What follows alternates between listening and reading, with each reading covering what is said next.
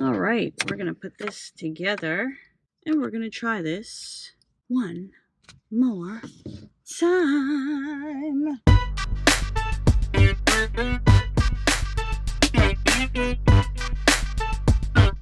All right, so last week, Ontario put on the emergency brake. And today, they decided to reinstate the stay-at-home order.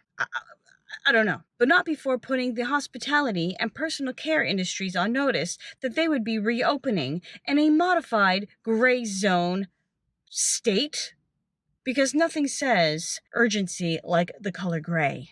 So restaurants were gathering their supplies and calling back their staff to make ready for a super uber early patio season, like mega early, in April. And around here, usually there's a Hail Mary from the polar vortex. So this says a few things. 1, restaurants had a chance to make some revenue. And 2, people had a chance to be socially distanced on a patio, though I don't understand how you can be socially distanced at, like, basically 3 feet away. But I digress. But more importantly, that we are that desperate for socializing and some normalcy that we are willing to freeze our ever-loving butts to sit on a patio.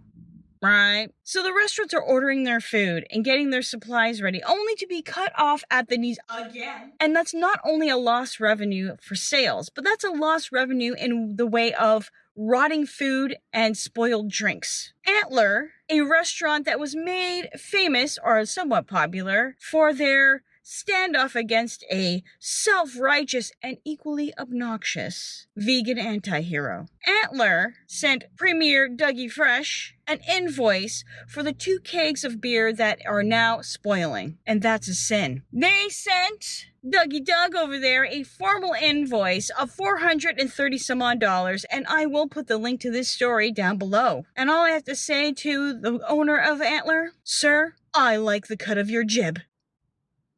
Salons were even doing a lot of marketing and taking appointments to make ready. They were flexing their muscles and stretching so they could cut down the overgrowth of Chewbacca COVID locks we've been growing out these days. I don't know about you, but there's very, very little spittle involved in hair cutting. I mean, hair appointments aren't by appointment. So, you know, unless you're a child from the 80s and your mother did some spit shining before picture day, there's basically no spittle involved in hairstyling. I mean, Uncle Dougie, do you really want to be shutting down the barbershop right now? I know you like to rock some version of the Ric Flair, but your length, honey, is getting so long it's starting to flip behind the ears. Not so slick, huh? Woo!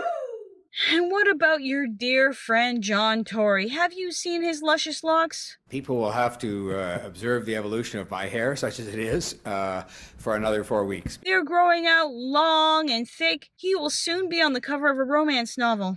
And we have no time for romance here. We're in the middle of a pandemic, sir. This is a distraction.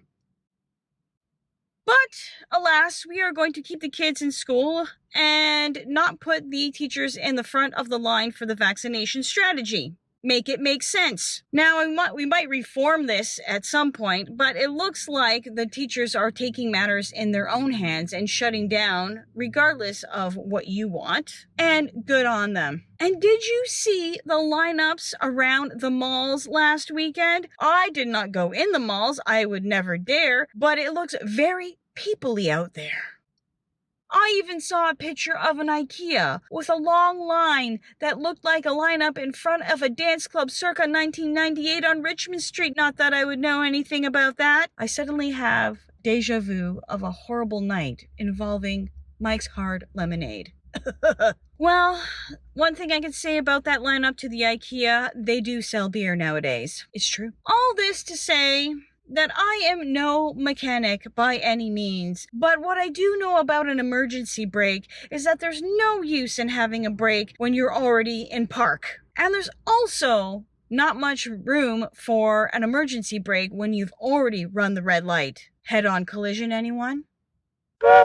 Let me know what you think. Like and subscribe, all the rest of that jazz, and we'll see you on the next Driver's Side Rant. I'm Schmag. Over and out. We have kids in a parking lot because nothing says good parenting like having your kids ride their bikes in a parking lot. Anyway,